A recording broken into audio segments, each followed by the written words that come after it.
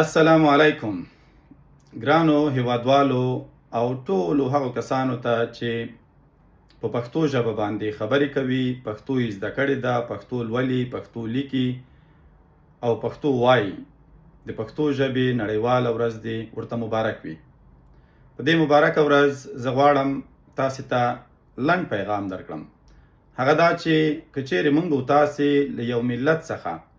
له یو قوم څخه او له هغو انسانانو څخه چې هغه په یو مشخصه ژبه غږیږي، له هغوی څخه که چیرې د هغوی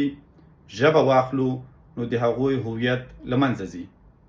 د دې لپاره چې موږ خپلې ژبې یعنی پښتو ژبې ته خدمت کړی اوسي، موږ باید کوښښ وکړو چې پښتو ژبه د ښوونځي،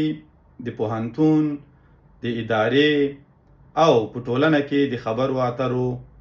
او د کاروبار په ژبه بدله کړو. باید کوښښ وشي ترڅو د پښتو ژبې د لا غني کولو لپاره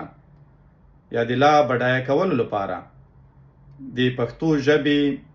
د کتابونو د لیکلو په خاطر، د نویو کلماتو پنځولو په خاطر او د نویو کلماتو رامنځته کولو په خاطر یو څیړنیز مرکز شتون ولري. دا ډول څیړنیز مرکز کولی شي چې په مختلفو برخو کې د پښتو ژبې د بډاینې مسؤلیت پر غاړه ولري او ټولو هغو کسانو ته خدمات وړاندې کړي چې هغوی په پښتو ژبه غږیږي. د دې لپاره چې پښتو ژبه لا هم غني وساتلی شي، پکار ده چې کله ناکله په ځانګړي ډول تر هغه وخته پورې چې په پښتو ژبه کې ځینې کلمات شتون ونه لري، کولی شو له نورو ژبو څخه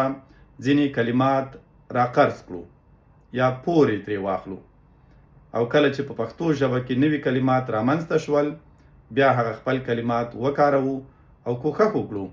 چې پښتو ژبه په ښوونځي، پوهنتون، اداره او په ټولنه کې عامه کړو. خلک پښتو ژبې ته وهڅوئ ترڅو پښتو ژبه زده کړي او له تاسې سره هم په پښتو ژبه خبرې وکړي.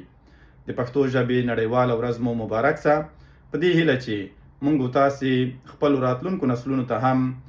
پښتو ژبه په داسې یو حالت کې ولېږدوو چې لا مو بډایه کړې وي، لا مو غني کړې وي او لا ډېر خدمت مو ورته کړی وي، ترڅو هغوی هم په ویاړ سره په خپله مورنۍ پښتو ژبه هم ښوونځی ووایي، هم پوهنتون ووایي، هم پرې څېړنه وکړي او هم وطن ته د خدمت په برخه کې په پښتو ژبه خبرې وکړي. مننه.